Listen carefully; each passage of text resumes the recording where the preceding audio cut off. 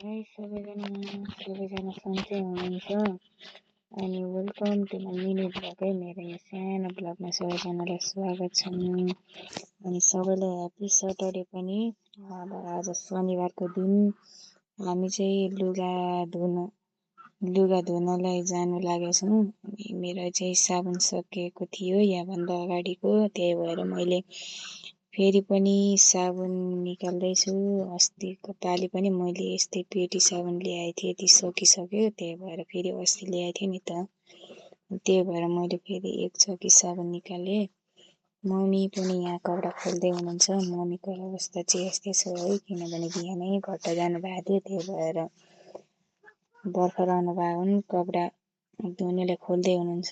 अनि मम्मीले कपडा बनाउनु भयो अनि छोरी र म चाहिँ नुहाउन कपडा धुन भनेर गयौँ। अनि छोरी चाहिँ अगाडि हेर्दैछन् है। यो तलि देखेको चाहिँ हाम्रो खेत है। अब गोड्ने बेला पनि हुनु लागेछ जिउलातिर। तपाईँहरूकोतिर कस्तो क्या छन्, धानको अवस्था गोडिसक्नु भयो कि गोड्दै हुनुहुन्छ कि कमेन्ट गर्नु होला है। हाम्रो चाहिँ जिउला गोड्ने छ नै, भएको छैन गोड्नलाई। आज चाहिँ पानी थोरै ठुलै आएर रहेछन्। आज भोलि त पानी नजिकै कुलामा आउँछ र कपडा धुनु पनि सजिलो भइरहेछ नि। नभए त अलिक खोला जानु पर्थ्यो, धेरै गाह्रो हुन्थ्यो आउनु जानु। आज भोलि चाहिँ थोरै सजिलो भइरहेछ, कुलामा पानी आउँछ र। अनि हामी चाहिँ त्यही जान्छौँ आज भोलि।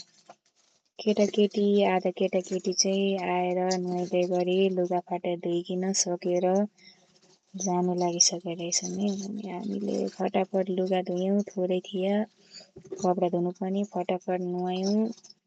अनि अब किनकि फटाफट गर्नुपर्छ नि त, मैले नभए बाबु घरमा उठेर रुइहाल्छ। अनि त्यही भएर हामी फटाफट गरेर फटाफट कपडा बाटामा हाल्यौँ। अनि हामी बाटा पुगिकन घर लाग्यौँ है। पारी देखेको निलो टिन भएको चाहिँ हाम्रो घर है। अनि बाटोमा जाँदै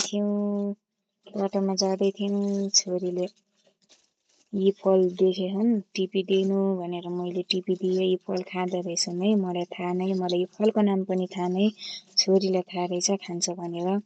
अनि कतिले फलको नाम थाहा पाउनु भएको छ कमेन्ट गर्नु होला है, मलाई चाहिँ थाहा नै। अब नजिकको मात्र थोरै टिपिदिएँ, माथि धेरै टाढा थियो नि त, त्यही भएर मैले टिप्नु सकिनँ। नजिकको मात्र टिपेर दिएँ छोरीलाई। अनि हामी त्यही छोरीलाई दिएर खाएर गयौँ घरतिर। मेरो यो सानो मिनी ब्लग हजुरहरूलाई कस्तो लाग्छ साथ सपोर्ट गरिदिनु होला है।